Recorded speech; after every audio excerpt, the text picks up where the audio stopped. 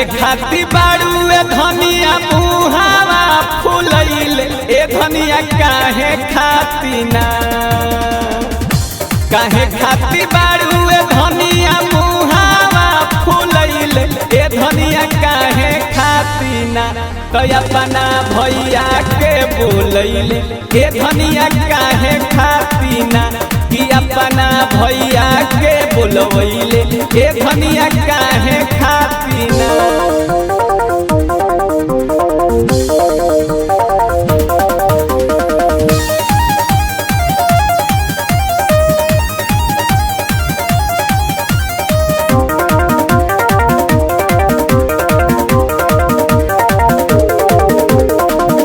देवघर जाएला बानी मुहावा फूलैले ए पिया कावर किने के ना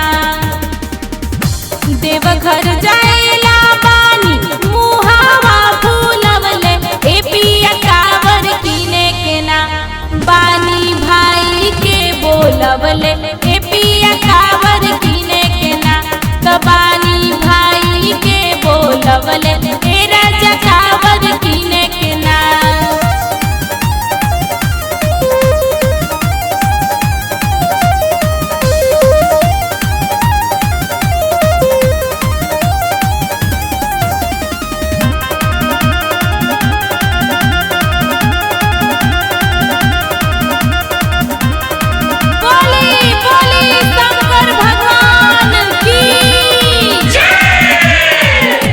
हऊ तू भूला कर जाती देवघर में भूलई तो घरवा कैसे अइबू ना हऊ तू भूला कर जाती देवघर में भूलईबू तो घरवा कैसे अइबू ना कि हमके जिंदगी भर रोइबू ए धनिया कैसे अइबू ना कि हमसे सगरे तू खोजबू घरवा कैसे अइबू ना।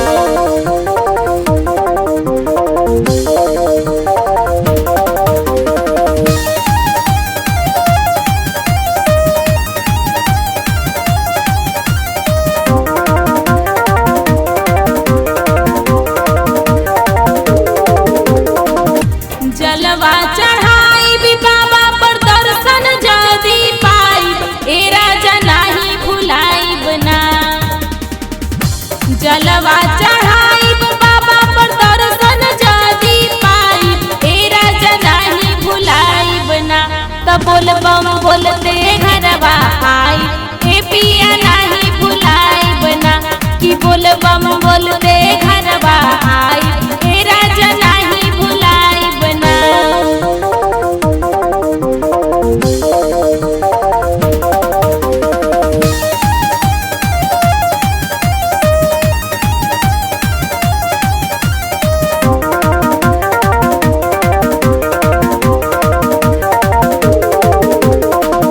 मुहजन फुलाव नहीं भैया के बोलवाव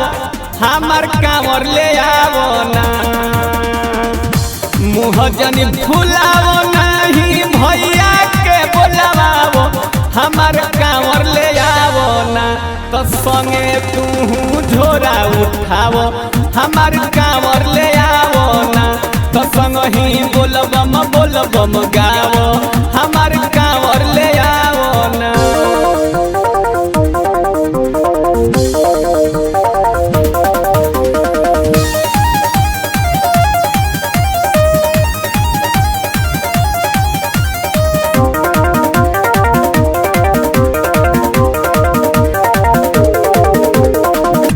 ड्राइवर अशोक मनोज संदीप के बोलावा ए पिया गाड़ी सजावना